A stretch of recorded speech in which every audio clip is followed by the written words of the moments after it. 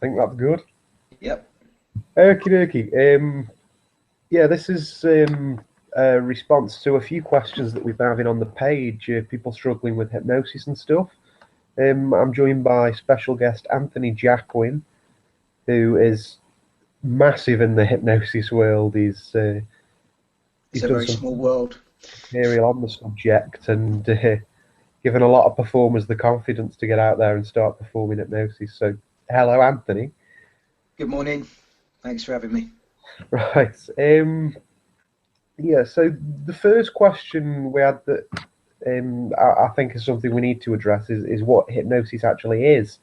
I think it's important to get a sound knowledge of what it actually is before you start going out there and hypnotizing people willy-nilly.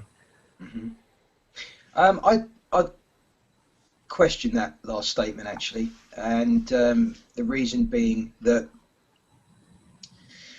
there's no consensus on what hypnosis is. There are some strong views and opinions, and there's lots and lots of research attempting to support those opinions.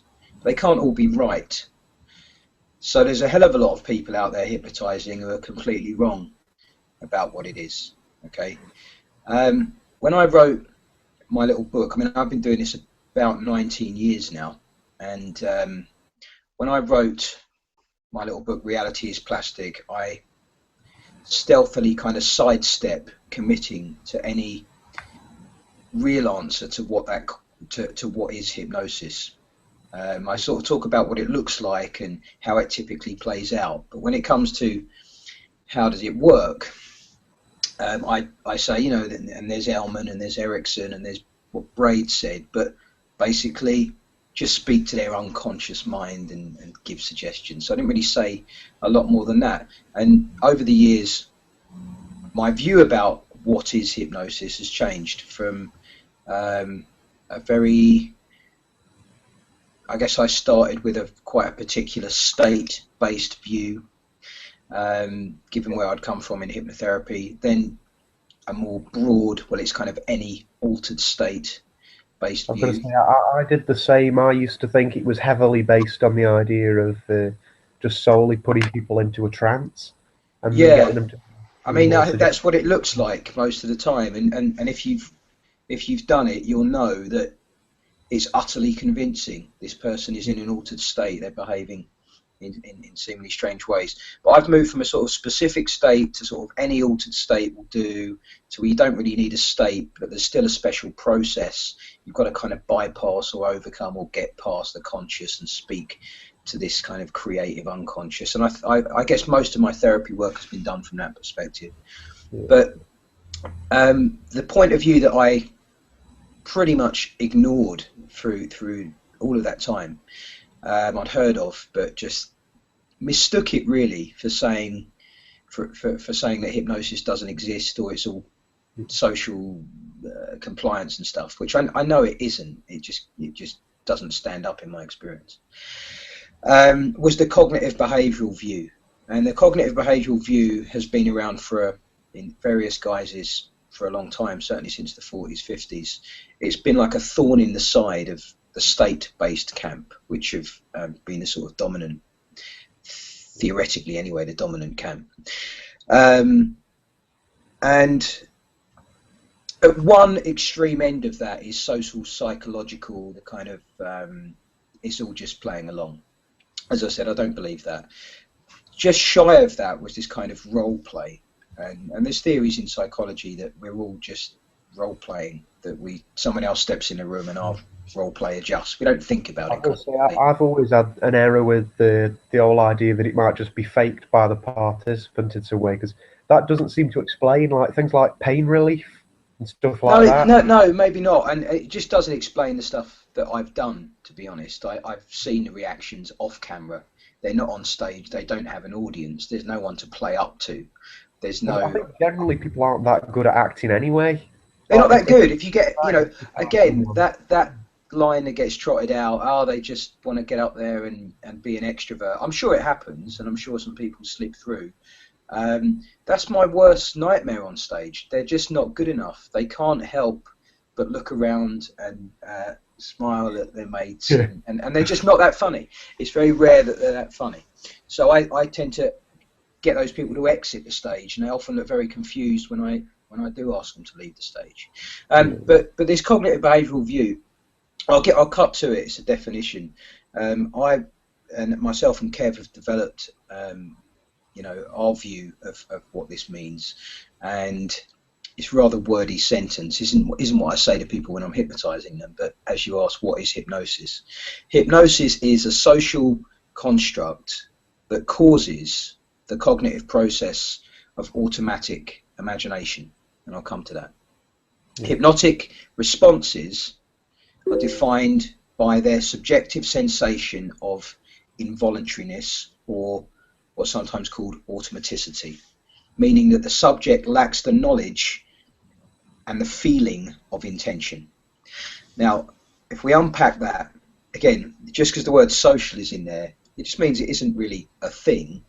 It means this set of processes equal hypnosis. Okay. Yeah. By automatic imagination, what I mean really is this. For something to qualify as being hypnotic, it's very, very simple. The difference between you pretending or you doing that because you think you should, right, is your subjective sense of whether it's a doing on your part, you voluntarily choose to lift your arm, or whether it's a happening. In other words, an experience that you could only ever really report on, perhaps fight against, but it's happening to you. It's automatic. It's involuntary to a greater or lesser degree. Okay, so that's a key difference, and it's as simple as saying the difference between a doing and a happening. So if I give you instructions, which I obviously do a lot of when I'm first getting people into hypnosis, and I used to think that this is kind of, well, compliance is still my friend, even if it doesn't explain hypnosis. So just stand here, put your feet together, look at me, put your arms out in front of you, and it kind of gets them used to following instructions. But at no point is that going to feel hypnotic, even if I make it look hypnotic, which I can do. It's like they're very much aware at that stage that they're just kind of doing it because you've told them to. Indeed, and it's a doing. They are doing it. Whereas if, for some reason, and that could just be the expectations they bring to the table, it could be more likely because of the cues I'm giving them, at some point, and again, let's say it's their arm lifting, it's the easiest way to kind of illustrate it. If I say lift your arm, it's an instruction, you can choose to comply with it or not. If I say your arm will lift, you could interpret that as lift your arm, okay? But what I want you to interpret it as is your arm is going to lift and it's going to feel like you are uninvolved. Again, I don't need to unpack my sentences when I'm actually doing the work, okay?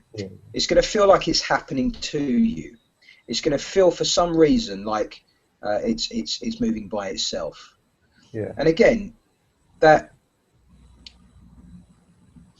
I say to a greater or lesser degree, because what's going to help this along is this person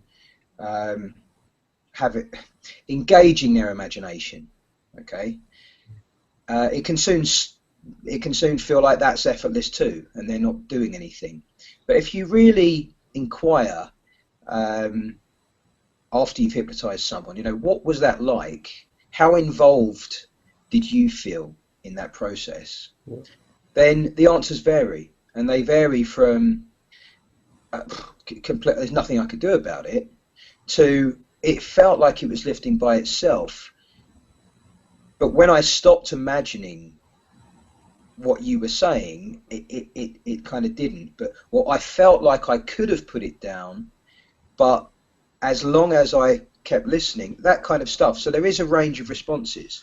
Again, if you're performing, then it's great from my perspective, as a magician and close-up performer. I obviously I do stage stuff too, but that's kind of more traditional hypno. I don't mix it up so much in there. But most of the work I do is close up. So it's useful for me to be able to present the full range of responses as hypnosis or as some other outside agency kind of causing them. And I can, and you know, I thoroughly recommend people check out pseudo tricks, body tricks, and things like that, as well as more sophisticated work of Fraser Parker. And you know, when Fraser was first releasing what became True Mysteries, he was very generous and put lots of it out early on for free on the cafe, and a hell of a lot of people didn't seem to get it or appreciate it, and I was really mad for it. I only tried a couple of the pieces, the Amnesia for a card and one other, but if you do get it, if it clicks into place, then it's amazing, and it's that far away from what I've been describing, a sense of involuntariness. It's one sentence away, and that's where True Mysteries 2 has gone to a large degree. I tend to find when I'm performing hypnosis as well, it normally helps to have a few things sort of in the background there that aren't hypnosis, because it sort of builds up the belief before you've even actually got around to hypnotizing people. Yeah. You could take someone's name away from, for example, when you get another person up, it's not a huge leap to think it can make him and again, to put that in the context of what I said about automatic imagination, yes, it's going to be helpful if that person, if their imagination is engaged, that is even a possibility. So I think it can be useful there, but the boundary between not doing it and doing hypnosis for me is so completely blurred now that again, I'll say it again, it's not about inductions or whether I decide it's hypnosis. The only defining characteristic is the subject's subjective sense of whether this is a doing or a happening. My personal opinion, just, you know, because it's kind of blown out of hypnosis and grown further into kind of life and perception generally, is that it's all automatic, which it sounds slightly balmy. But if I say you're looking, you know, I don't know what you're looking at, but your laptop or something now, okay? I want you to focus on the camera, okay? And you're an intelligent man, you know how to focus your attention. So just focus on the camera, okay? And I want you to notice how other things continue to compete for your attention, like the keyboard and things in the back of the room, things in the peripheral view. It's almost like they are continuing to kind of demand some of your attention, and you can spot them. All right, so keep looking at the camera, and you can see the keyboard, I'm guessing, right? Absolutely, yeah. Yeah, but keep looking at the camera. How much detail can you really see? Not a lot. Not a lot, almost nothing. Okay. So you can stop looking at the camera now if you want to. But what I'm trying to say is that rather than all this waffling about focusing your attention, I'm not interested in focusing your attention. What I'm trying to point out is that everything else you're seeing that feels solid and real and kind of substance is just blinking its way in and out of existence, and we don't really pay a lot of attention to it. So where a lot of my techniques now are geared towards, and this will come on some other questions, I'm sure, but a lot of my techniques are really just geared towards pointing out that this fabric we call reality, it's not just plastic in that I come along and change it. It's that it's a fabric. I could pick a hole in it anywhere, anytime. So I always liken it to like a spotlight. When you focus your vision, it's like you focus on one thing, but then peripherally everything's sort of dimly lit. And but even the thing that's in front of you, you know, is imagined in that to catch a ball. You know, you've got I think 0.2 of a second for the information coming through your eyes to get processed and become conscious. Well, that ball isn't there anymore. You have to imagine where it will be to catch it, or to drive a car, or anything else. So all I'm saying is this kind of extreme end of the cognitive view is essentially suggesting that the fabric you call reality is imagined, in the sense that it has to be, just looking at the neurology of the thing. Yeah. So playing around with it, what it appears to do is we appear to come along, you have a sense of control, and the hypnotist comes along and kind of one way or another takes away this sense of control, so you have a sense of things being automatic. My rather twisted opinion is that you never had any control. You only ever had a sense of control, and that hypnosis, if anything, is kind of shining a sort of light on your true nature, which, you know, is that it's about a subjective sense. Am I doing it? Is it happening? Well, it's always happening. You cannot stop these other things. Can anybody be hypnotized? And I've always taken the opinion that anybody can be hypnotized, but some people are very difficult to. I think sometimes people put barriers up and little defense mechanisms because they don't want to be. But someone can't be hypnotized, there's always normally a way of coaxing them into it. There is. I mean, don't get me wrong, I'm still gobsmacked and amazed and in awe of the fantastic hypnotic subject. Because I'm not that good, you know, and I was very bad, and not for any good reason. You know, I want to hallucinate. I'm not analytical. I'm totally with it. I'm not afraid of it. It's just, you know, my arm wouldn't get stuck and my name wouldn't be gone and that kind of stuff. So I was in awe of those kind of people. But people do put barriers up and all this kind of stuff. Your manner and your intro should deal with most of that. I find I can deal with that normally. I'll tell you what the biggest killer is, in my opinion, is that people do nothing. They sit and wait. They think that's what they're supposed to be doing. It's not even resistance. It's worse than resisting. It's worse than trying to do the opposite. Because ultimately, to test the hypnosis, I'm going to ask you to fight against it. I'm going to ask you to fight against the arm. Then it's kind of a suggestion that it's got to be happening anyway, because otherwise there'd be nothing to resist against. Well, Doesn't validate it at all. Yeah, but what a lot of people do when you sit there saying, you know, your arm's lifted, it's going to get lighter, is nothing. It's weight. I think I spent, I don't know, 12 years doing that. Just, oh, okay, I'll relax. It's not happening. But so again, I think you'll be much better off. They'll be much better off if you clarify. It only takes a few sentences, but you clarify what their role is. So, you know, I understand hypnosis is about collaboration. I'm going to be asking you to follow my instructions, and they're very simple instructions. If I ask you to imagine something, I want you to do your best to imagine it. So if I said imagine blue, you know, you could think of the sky, you might think of the words, you might just say it yourself, you know.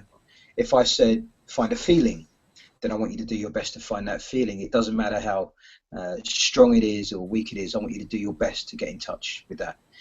Is that understood? If you say that, then they kind of sit up and go, okay, I've got stuff to do, and they do it.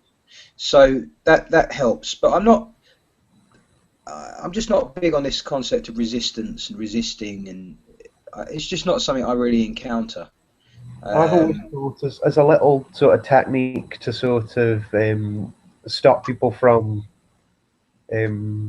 not really responding to you, to stop people from just sitting there blankly, is like you say, if you keep giving them things to do. But like you were saying, there's a difference between a doing and a happening, and I think often a doing can lead into a happening. Like if you get someone on stage, and what you said there is key.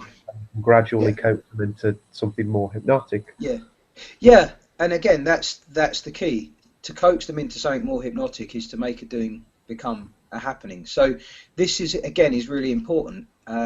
This came up in an interview recently I did with Adam Eason, but it's the difference between an instruction and a suggestion. Now, I often ask hypnotists, especially vastly experienced ones, what is a suggestion? Yeah, there's no. sort of You know, rigid. what is it? You'd think, given that it's all suggestion, or suggestion is key, you know, special magic word to do with hypnosis called suggestion, that the answers would be immediate. But no, you know, it's like, well, come on, what's a suggestion? Or let me help you. How is a suggestion different from an instruction? And it comes back to exactly what we spoke of before, which is the difference between a doing and a happening. So an instruction, the intention is clear. It's me asking you to do something. A suggestion can sound almost exactly the same. In fact, it could have the same words. But there is typically a cue. Often this is a tacit cue. I don't mean covert or anything like that. I just mean it's almost accidentally implied. A tacit cue that you will experience this as a happening. Okay, so if I say to you, even if we did magnetic hands or something, I could say, move your hands together like they're magnets. That would clearly be an instruction and would not be hypnotic. Right? If I say your hands will move together like magnets, there's a tacit cue there that you don't have to get involved. They will move. Okay. I will place my finger on your head, your eyes will close, and you'll go into hypnosis. Well, yes, I know their eyes will close from me sticking a finger on their head, but the suggestion is they will close, not close. When I touch your head, please close your eyes. And when we kind of spotted this, again, this is really fundamental to this model of ours, as simple as it sounds. I could pick any hypnosis book off my shelf. I could listen to any hypnotist. And what I'm typically hearing is a mix of instructions and suggestions. Whether they're direct or indirect, whether they're metaphorical or otherwise, whether they're passive or authoritarian, Erickson or Ellman, it doesn't make any difference. You could read any line and just ask yourself, is this an instruction, or does it contain a cue to experience the effect of this instruction or request as if it's happening because of what the hypnotist is doing, because of hypnosis itself, because of some outside agency, because of the powers of concentration? The suggestion is it will happen. And to be honest, in so many things outside of hypnosis, where people experience, you know, strange things, whether it's Tai Chi or you know, kinesiology or you know, Ouija boards. I mean, you know, I could pull on many different threads here. The bit that's weird about it is it feels like it's happening. And you know, you're a half step away then from any energy-based medicine. And that stuff, you know, has been persisting for 8,000 years. I was going to say, it's the kind of thing where if you're doing hypnosis close up, because you're doing it, it's very much a one-on-one situation. You really need to aim to get them sort of feelings.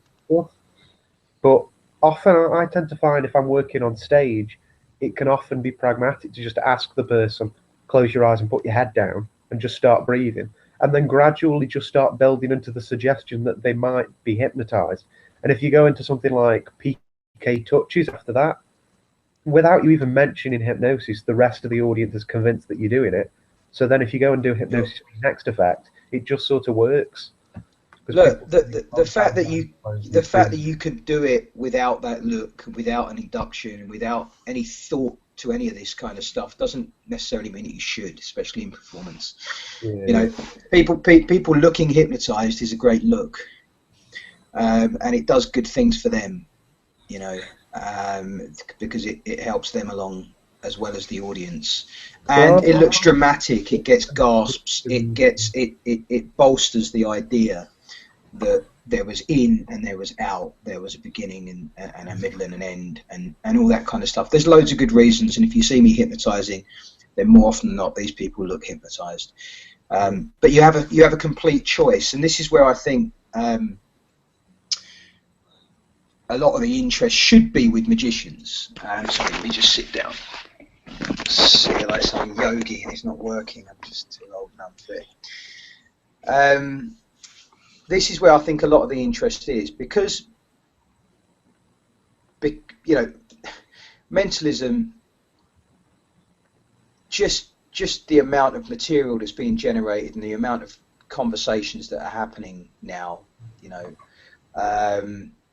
I know there's a lot of hot air, but there's some fantastic creativity going on at the moment. You know, I know a lot of the people that you know, and you know what it's like. It's just continuous churning over simple, small but classic things, and we are getting closer.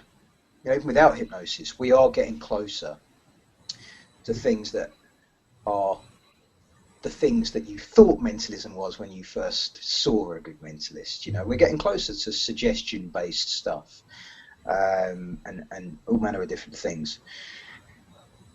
Because hypnosis is so strong and so fascinating and so easy to learn, then yeah, I know, I appreciate a lot of people when they first get into it are following the sort of classic or more traditional approach. The one that's in reality is plastic, and it was in books in the 50s as well. It's a gradual scaling up and work your way through the phenomena. And I espouse that heavily on our Trilby Connection DVD as well. Same approach. Now we know that we can start anywhere. You can start with hallucinations. You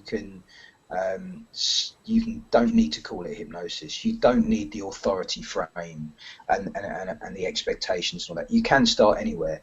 I actually think that should take people's interest. Yes, present it as hypnosis. It's dramatic. It's amazing. But if you really want to push your mentalism into the realm of real, then use more suggestion. Just realize that it's always on. You know, that as long as you're talking, their imagination is working and working automatically. So a lot of my kind of thoughts are there, really. But yeah, it's make them look how you want them to look. You know, don't throw away the drama just because it's not fundamentally the essence of hypnosis. I was going to say, even stuff like asking people to close their eyes and doing it in what you'd consider more fakery as well. Often you find they just sort of get hypnotized. Like if you ask someone to close their eyes and then start asking them to breathe deeply anyway, you find some people's heads start sinking down lower, and it very much looks like it does. Again, the qualifier for me when that would become hypnosis is when they experience something automatically, and at some point that means either testing their work, or let's say the sort of spontaneous relaxation they've gone into via your instructions to close their eyes and breathe, are also feeling like something they can't really stop or don't want to stop. You know, it does, but to say they've gone into it needs a test of your work at some point. It can be, you know, obvious or completely covert. It doesn't matter. Yeah.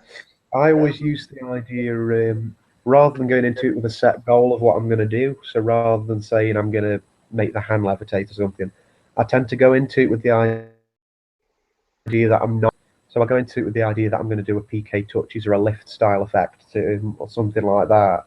And then if I find that they're just hypnotized anyway, then I generally completely avoid what I was going to do and go into hypnosis instead. So I keep the whole exactly. I really encourage that. You know, I'll typically do what will look a bit like a hypnotic selection procedure if I'm going to do any mentalism effect, especially if it involves a few people.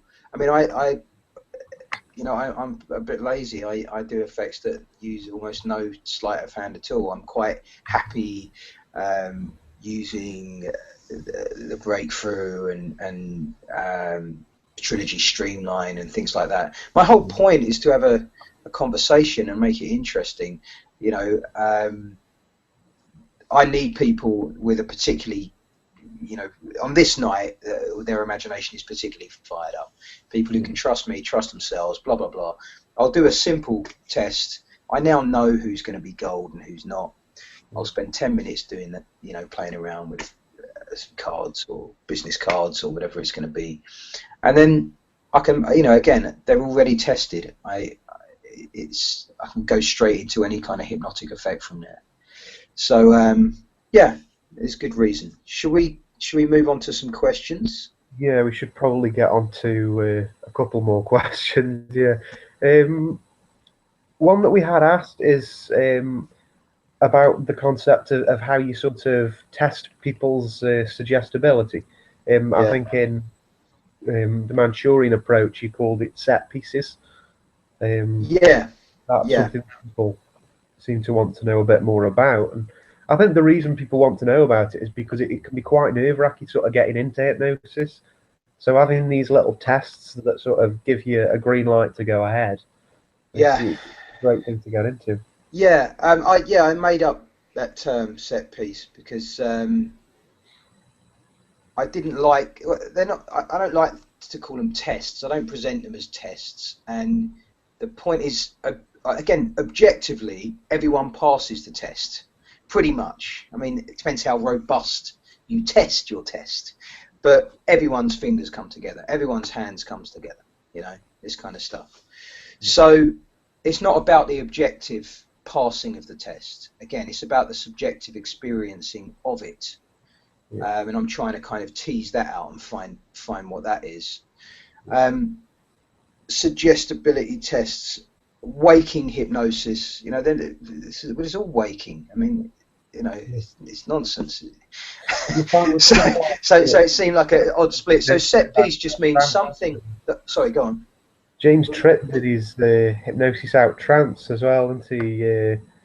Yeah, I mean, that's very much on this cognitive behavioural tip as well. You know, he experienced the same falling away that we did of many of the classic things we've been trained in and thought about. But yeah, there's great material on there. The thing for me is this, and this is what gives me the comfort to go and do hypnosis anyway. And I've said this before, but it's not actually in my book, so I'll say it again. And that is that whatever set piece exercises you decide to use, okay, you should, especially if you're doing close up, they should be entertaining enough that they could be your act. That's it. You know, I know I can go up to a table and have fun and get some laughs, and we have a bit of a joke just by doing magnetic fingers. Yeah.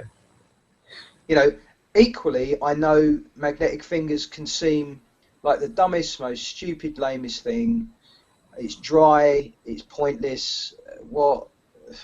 It depends how you present it, though, doesn't it? It's how you present it. Like everything, like I saw a post to you about the difference between card trick and card magic.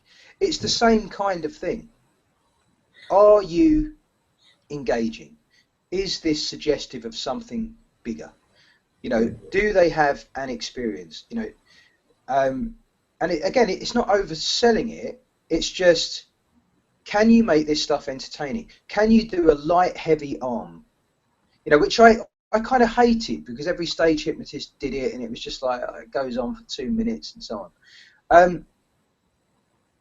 It's crystal clear when you do a light, heavy arm. This person is amazing. Yeah. This person's just not getting it. They for no good reason. They're just not getting it. It's not just the distance. It's the face. It's their expression. It's the fact they look baffled that they can now feel this happening. I always use the approach as well. I think this was one you did where you tell them it's going to get really funny as the arm goes up. But yeah, I really see that as my first routine. He's laughing quite hysterically, and that can often be a great thing for people to see. It gets everybody laughing along. And that's my standard opening routine. I would say that's my first routine if I'm doing an induction. Yeah. But look, if I walk up to a table and do again, just stick with the basics. If I was to do magnetic fingers and magnetic hands, and then whoever was looking good, say, let's try something else. You place your hand on the table, or do it to the whole group. I get them, you know, their fingers just lightly resting on their legs or on the table. You know, I'll just be very kind of particular with their wrists. And just say in a moment, you're going to notice one of your hands or fingers beginning to feel lights, beginning to lift up towards your head. And they start laughing and everyone else starts laughing. That's like 10 minutes of fun from walking up to walking away. I tell them they're going to feel good. I've completely... I've done a lot of festivals this summer, and there were a lot of very, you know, mashed up and toasted people at 10 o'clock in the morning in the bar we were working. I would do that. I did it to a few people, and I kind of linked the laughter to feeling good, letting go of any fatigue, you know, feeling like you've had 8 hours sleep, you're going to be in your best form, you'll know exactly what it is you love about your friends, the music will be this. Really hammered it home in a kind of wake up. I'd bump into some of these people 6 hours later, still buzzing, just, wow, man, I don't know what you did. You know, what did you do to our friend? And are they saying, was that really hypnosis, though? You know, but you didn't make him hallucinate, though. But of course they're not. Making someone, you know, people are used to having control over their arm. They see someone who can't control it, who can't pull it off their head. Yeah. Is this not massively profound? You know, put your hand on a table, you can't lift it. A lot of people kind of, again, especially some of my kind of older school critics, just say, oh, well, you know, it's mostly idiomotor stuff, and it's a hand stick. Yeah, sure. It's not going to carry an hour's stage show, but in a close-up situation, within 2 minutes of meeting a group of people, someone's got their hand stuck to the table. It's massively profound, and it's as profound as I make it. It's as interesting as I suggest it is. You know, so the fact that you're then a sentence away from amnesia and hallucinations and everything else is great too. But that's where I get the comfort from. To test people, start doing stuff. Start doing the stuff that a kid could do. You know, did you not put your arms in the door and say, imagine this and imagine that, and your arms lift? Did you not do the thing where you knocked people out of school with their breathing? You know, it's like a kid can do this stuff. I know, you know, it's just, it's simple. So do that and be observant. Get to the point where the words come out your mouth automatically, the gestures come out, the actions come out, and just watch, watch, and watch. And if you spent one day doing that, and you did it to 50 groups of people, you'd know more about hypnosis than you'd get from reading a big fat book on the subject. Because after a while, you can just start to see, this is happening to them. They're doing it. Even if they're doing it and succeeding, there's still a difference, and you start to see it. So, to be honest, that's my only really advice. You can pick and choose amongst any idiomotor-based exercise. By that I mean fingers, hands.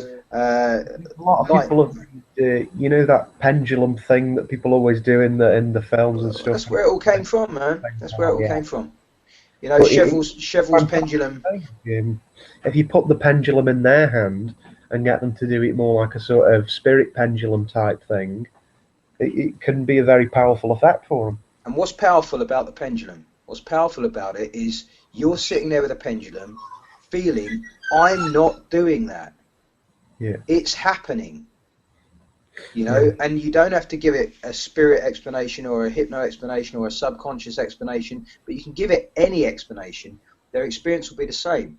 And I say that when people laugh about Ouija boards.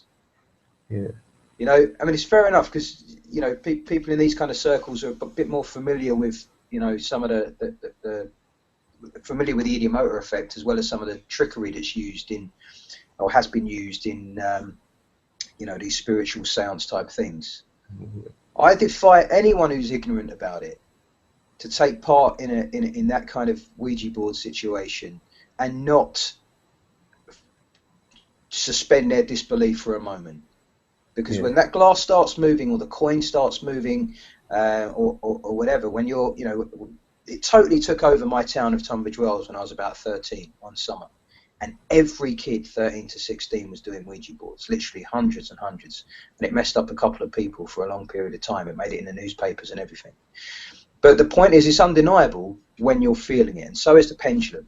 And that's why Chevreul's pendulum was picked up by Leslie Lecron in the 50s, and that's when it became idiomotor communication. So rather than, you know, it's yes, no, I don't know, I don't want to answer. And then Erickson picked up that same thing and made it finger signals for yes, no, you know.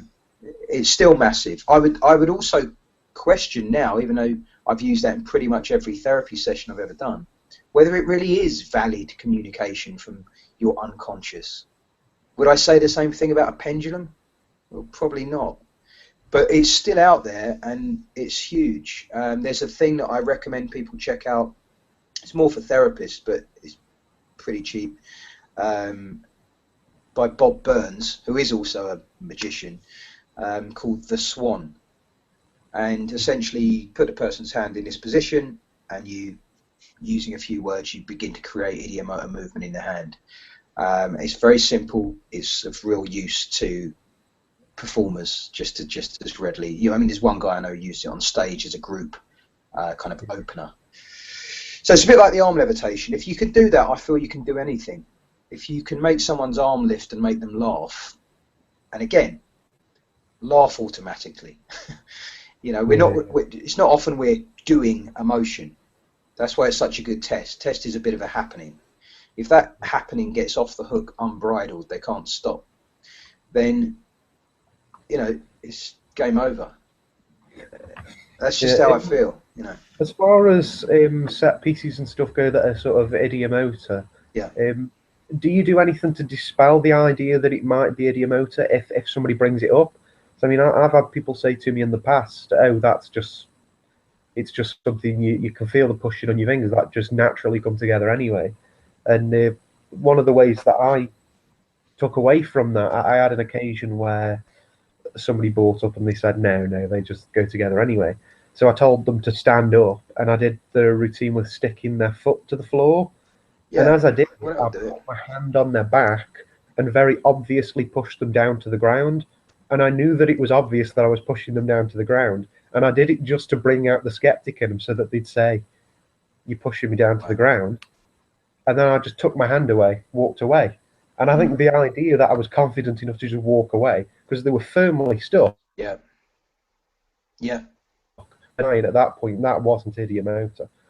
No, yeah, it's a good question. The thing about the fingers coming together, it's funny that we're talking about magnetic fingers. I sometimes say I can explain everything about hypnosis just via this one thing. But as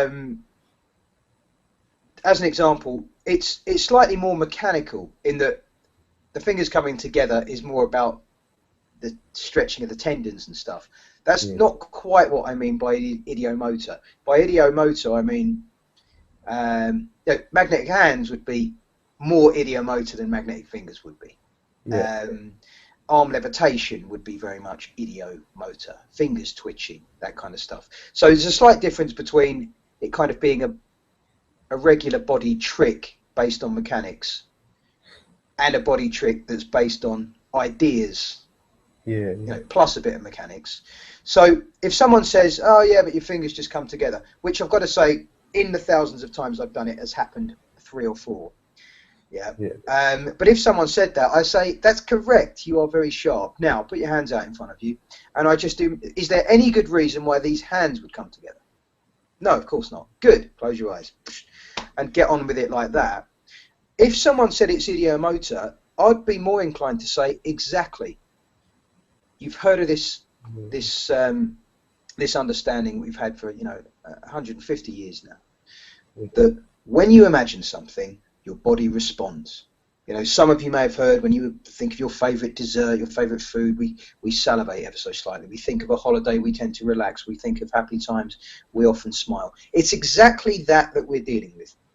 So, and then get back on my path again. There's no shame in idiomotor to me. Not many people know the word, but there's no shame in idiomotor. It's like, really, what, you think something and then you can't can't move it. I can't. Yes. Yeah. Yeah. So yeah, I mean, occasionally you'll meet an objection, but just when I'm training people, I say, like, it's like I'm on this track, okay? And it's kind of like all roads lead to hypnosis anyway, but I'm on this track, and occasionally in my intro, someone tries to push me off of that, and I'll deal with it and get back on, and then they'll say, oh, but mine didn't touch, or it felt like I was good. Just get back on. Just keep going. So yeah, it's good work. It sounds like you're doing good work, and you've had some good experiences. Well, getting on to the next question, just aware we use up quite a lot of time on each of these. I know. I tend to waffle on. We can do it again. I could do the same, mate, honestly. We've got a few here. We brought up instant induction. Yeah. I think it's a difficult one to address, really, because it's quite tough to achieve instant induction without a certain amount of belief anyway, isn't it? I mean, well, again, it's very important. Your opening is more important with instant induction than it is in... Exactly. Hopefully the rest of what we've discussed will put this question in some context. I know what someone means. It means I go up to someone and, perhaps there is a bit of an intro. There should be, because it's a permission-based game, but or not. They go sleep, or sleep, and they suddenly do an instant induction, and that can happen. My view is that all inductions are the same. They just have a context and an appropriateness for that. You are no closer or no more deeply hypnotized after 15 minutes than you are after 15 seconds. Yeah. And I guess 15 seconds wouldn't be instant. A handshake induction takes maybe 10. I guess that wouldn't quite be instant. When you keep boiling it down to what instant is, can we get quicker than a snap of the fingers? Probably.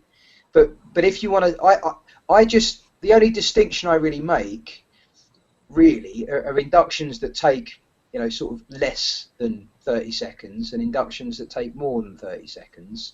Yeah. But if you want to do something instant, then my approach is look at me, close your eyes, sleep. Or look at me, take a deep breath, close your eyes, sleep. Yeah. Sometimes when I'm doing a row of people, so I've done a handshake there, I've done a sort of hand drop there, I'll go to the third person, just look at them and just say, you're gone already, sleep. And that, do we need more instant than that? I don't know if you do. The point is, you don't know anything until you've tested, until you've said something after the induction. So where my thoughts are now, based on what we said about doings and happenings and set pieces and all this kind of stuff, is surely the most instant is don't do one at all. Just forget that and start with what you would normally be doing after an induction. For me as a performer, that is typically arm levitation into laughter. That's typically how I start things off. On another day, it might be a hand stick into some sort of name stick routine.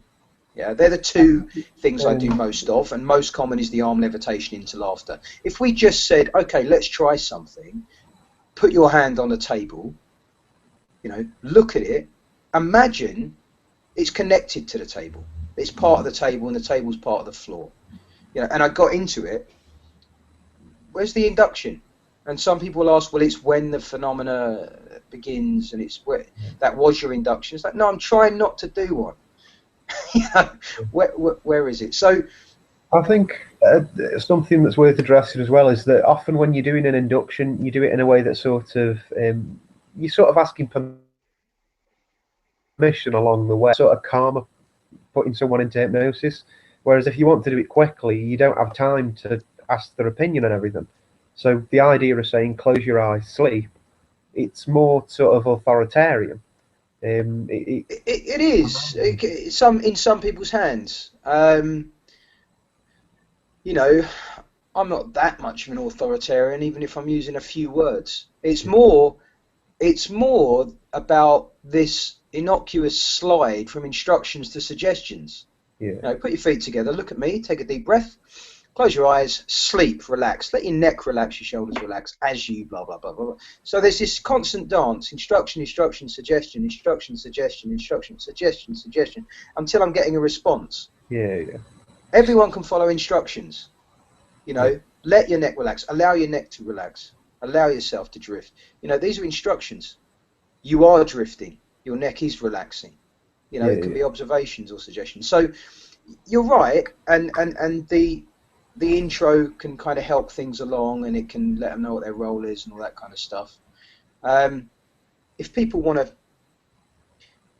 how can they? The question, I don't know if it was you that phrased it as well, someone else. How can a achieve an instant induction? Well, it's going to be made easier if they know that hypnosis is the context and that you are a hypnotist. It's going to be made easier if you've said, I am going to ask you to follow some instructions and suggestions. But a beginner can do an instant induction. I mean, it's not more advanced or more complicated. It's less complicated, isn't it? There's less to do. I do one where I bring somebody up on stage and I ask them to mind a wet patch. I sort of shake their hand and say, sorry, just mind that wet. And there's no wet patch. But I do it to divert their eyes downward and get them used to just following responses, following orders. And I sort of give them little commands along the way and then focus on the more sort of suggestibility stuff like just feel your body start to relax, feel your eyes start to close, that sort of stuff. And it happens really quickly. It's just you do it all within the handshake and the brief introduction and then the down. It can be a very quick thing to do, but I think with instant inductions, a lot of people you might not want to do it close up, for example. You might want to take more time because it's more theatrical. Yeah. But on stage, I think people are more into instant inductions because they've not got a lot of time in the stage show. Yeah. People who worry about instant inductions, just make it as theatrical as possible and do a slow induction, because it's almost like people assume that the induction bit's boring, but it's not boring. The audience love it. I do a bit on stage with a metronome, and just the idea of having it ticking away and having the person in the chair get some variation with the head going down and stuff. It's not the kind of thing you need to rush through. I think as long as you pitch it theatrically, it can come across however you want it to. It's just a personal thing, really. I mean, I know some great hypnotists, stage hypnotists, that have probably never done anything other than a progressive induction on stage, and they will argue fervently that it's entertaining, it's a big part of the show, this is where the mystery is created, and they do a very good job of doing that, you know, and I'm not disputing their argument at all. It can be. Yeah. And it's what most people have been doing for decades, you know. So there is that, but because, well, firstly, I don't, you know, I'm not pitching hypnosis in that fashion, in that kind of mysterious, unknown kind of fashion. It's more, I'm more about showing people what happens when you harness your imagination in this way. Let me show you what can happen. So my preference is, if I'm doing stage work, I do the finger lock. It's in the supplement. There's some free supplements to magicians from my books that I wrote years ago. It's in there. I do this lock. It's like a hand lock, but it starts with the fingers and they raise them up above their head. I get people on stage and I do a series of rapid inductions.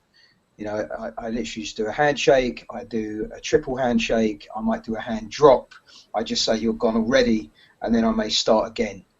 That's how I typically do stuff on stage. And it's, you know, is it not a mystery when someone's there 1 second and not 2 seconds later? I think it's still pretty mysterious to the audience. And it means I can get on with the show, and shows, you know, I don't have a theatre show with an hour and a half and an interval and all this kind of stuff. I've done hypnosis shows that were 10 minutes on stage, and that included the selection, the induction, the routines, and a kind of big finish. And I had to be off stage in 10 minutes because there was another act. Often I get, 45, 60 minutes with a kind of corporate gig, that kind of stuff.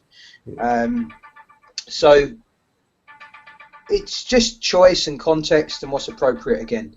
If you've got all the time in the world and you want to make it look like, it's the fact that you're such a wordsmith and you're putting this out the ether, and progressive stuff might be the way to go. But I know the first time I was on stage and I did a drop back, I don't do them at all anymore, I've never heard such a gasp. The audience there's 18 people standing there, now there's 17, now there's 16. What? What has happened? It's dramatic. I just don't want to put people on the floor like that anymore.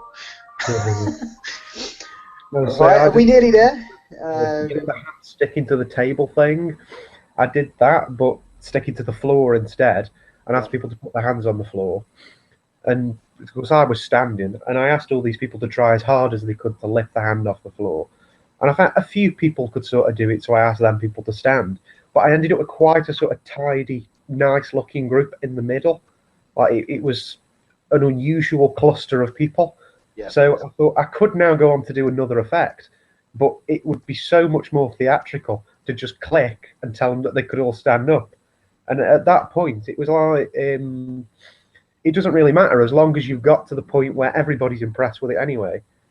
You don't really need to worry about whether you're going to go on to do more stuff. Or and trust me, people are impressed. It's I'm lucky enough. I mean, we all are now because we can all chat to whoever we want to. But I've been lucky enough the last 10 years to get to know, a lot of my kind of heroes in mentalism and mind reading and hypno. And I can tell you the big ones: Jerome, Luke, Jacquin.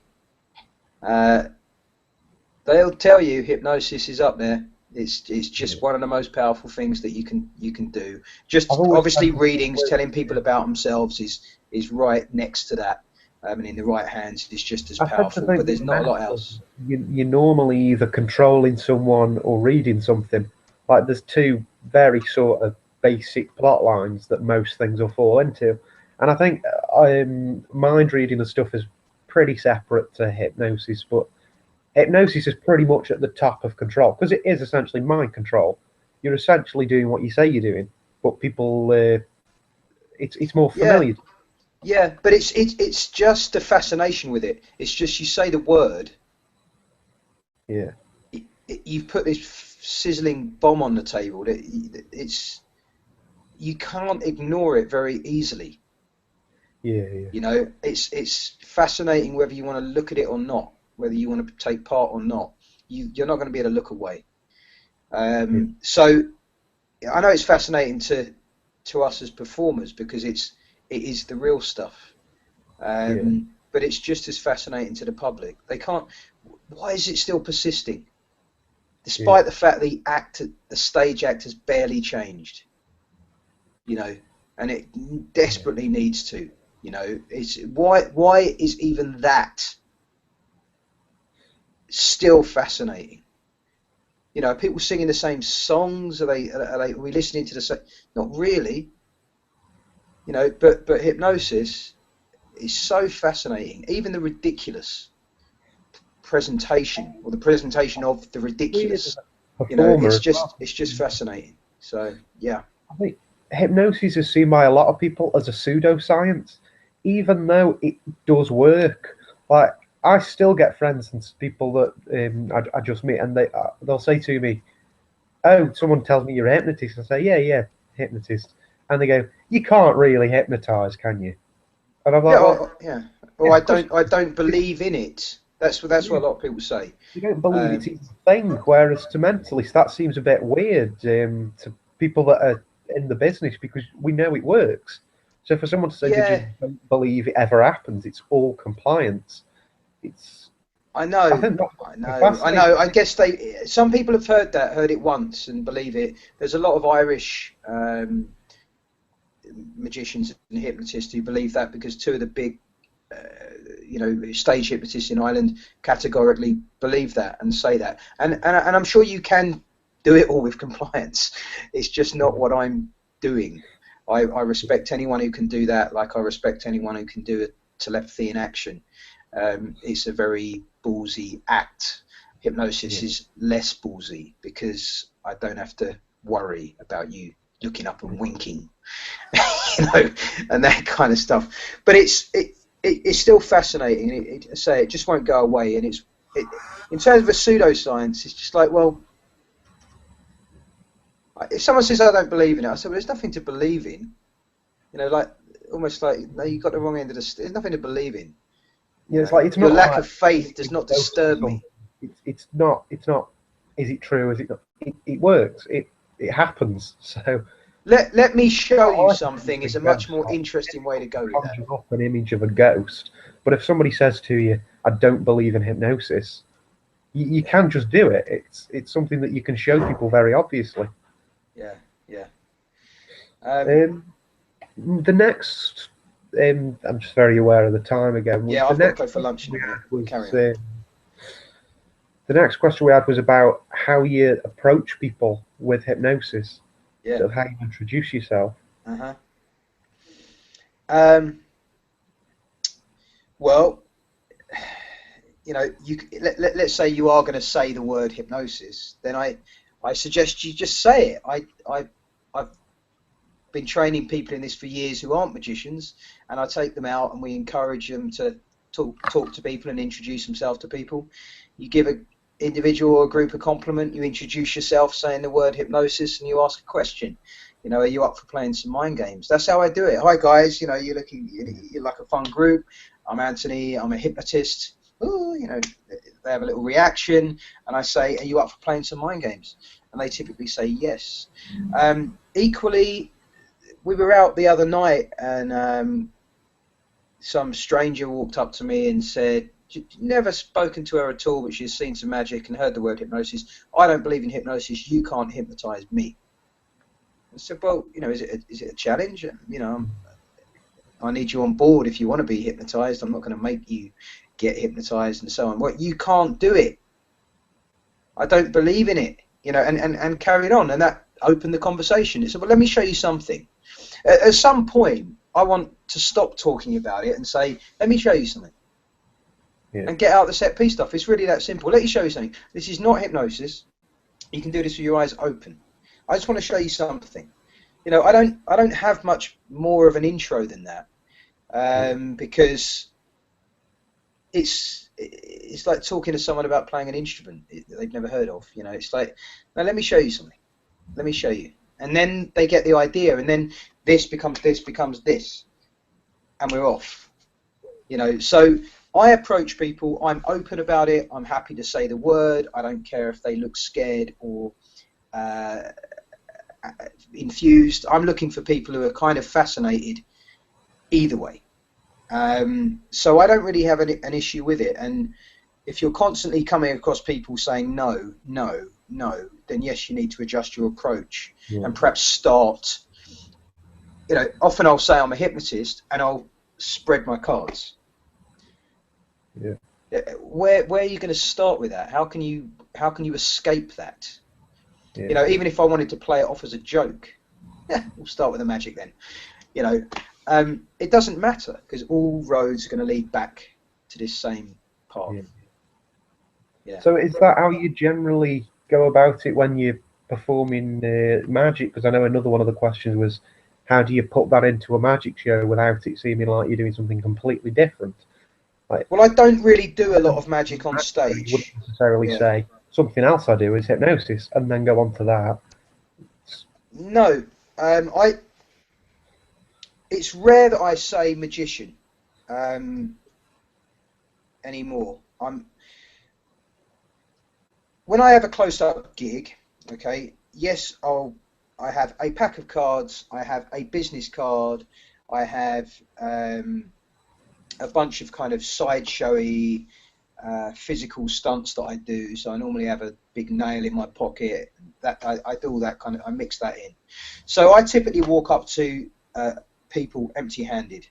I do my little compliment introduction question, and at that point I've used the word hypnosis. I will then normally do something involving either a business card or a playing card to get things started. Yeah.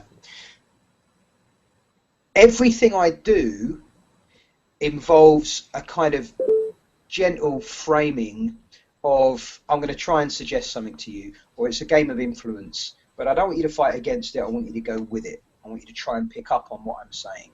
So I'm already in this kind of realm. So that's how I guess the simplest answer for me is I don't really feel any need to explain a difference or suggest there is a boundary. Yeah. I don't feel a need to say this is hypnosis and this isn't. I don't feel a need to do any hypnosis, even if I've said I'm a hypnotist. Yeah. I go up and I do some stuff, and at some point I'm going to typically do some kind of set piece exercise with everyone, and I'll then decide how far I want to kind of push things. So for me, there's no real boundary. For a long time, I did have the kind of view that, well, you know, perhaps you shouldn't mix it up, or unless the mentalism is so strong it could be real, you shouldn't do it. They'll think you're a trickster. They'll think hypnosis is a trick. It's just nonsense. But most adults don't care. They haven't got they don't know what a mentalist is, let alone you know, the difference between a magician and a hypnotist. It's just kind of like it's not important to them. So I've had people that have seen the program The Mentalist and think I'm a crime fighter based on that. Yeah, you know, it's just no. I guess that program's perhaps vaguely made it make more sense, but until then, no one had even heard of it. So then when I got over that, it was kind of like, okay, well, I'll just mix mentalism. I'll make sure it's always kind of mind stuff. And then I started working with Amit and Marcus, and they'll go from, you know, an ambitious card into hypnosis, or a muscle pass straight into an instant induction is what Marcus does. You know, he's very similar kind of work to James Brown, single coin routines that go bang straight into the person being hypnotized. Again, a load of boundaries kind of fell away at that point. Don't be purist about it. Just start. Yeah, I think as long as you don't explicitly sort of draw like differences between the two. Obviously, if you explicitly mention this is mine and then this is it might sort of disrupt your narrative a little bit. But if you just don't mention it, just keep it all going as a narrative, and rather than it being hypnosis magic, it all takes on the guise of more sort of just mystery entertainment. Yeah, and that's what I do. You walk away, they give you a round of applause, and yes, then the door's open. If someone wants to say, "Can you tell me more about hypnosis?" or "Was that hypnosis?" you know, then perhaps I'll give them a deeper explanation and a different demo. But I just don't get the boundary. I don't think now I'm doing magic and now I'm doing hypno, and all these simple suggestive based things that anyone can do. If there is a boundary, they blur it very nicely, and that's why practicing them. It's a bit like, let's say, learning a classic force. We'll do it when you don't need to do it. It's the same with these selection bits, these set piece bits. It's just do them all the time. Do them all the time. You know, do them constantly, and soon you'll realise. You know, it's kind of what I was hinting at when I said I could explain everything I wanted to explain via one of these exercises, because it's all there. It's all contained there. That your presence, your manner, the interaction, the feedback, the instructions, the suggestions, the point where it kind of goes black and white and a pass or fail suggestion is, it's all there, and people are still entertained by it. So I thoroughly recommend, you know, magicians stay with it, and you can do this as long as you can speak. You know, you can only really get better at it. It's such a wonderful. It's just kind of the light it seems to shine on other aspects of our life, on what we're saying to our kids and our family, and you know, whatever job you do, there's an application for this. Whatever kind of personal development you're kind of focused on, there's an application for this. It's just like got its tendrils kind of wherever you look. So I'm, as you can probably tell, as fascinated as I always have been. I think knowing how to hypnotize people in general, because it is not a set thing. You can do whatever you want with it, and I found it just adds credibility all the time. I've had friends that have had toothache, and they've been sitting there all day, and it gets quite irritating. So rather than like sitting there and complaining about it, I just hypnotize them, take the toothache away completely, and they're little stories that people tell. And because hypnosis is something that you can carry in your pocket all the time, if you can do little things like that, just within real life scenarios, you can make active change. Because it's the stuff of miracles. Yeah. The fact that you know it's just a bunch of words, it's the stuff of miracles. If you never did another thing, and that friend was talking about that in 50 years' time, do you think that listening would? What do you mean? Well, I had toothache and then I didn't have toothache. Is this not the stuff of miracles? Yeah. Yes, it is. You know, so that's what I'm saying. Once we get over the fascination with sticking someone's hand to a table or making them forget their name, which is also completely amazing, but taking pain away, you know, there's plenty of religion or cult been built on that one, I'm sure. You know, I'm going to have to kind of end it there, man.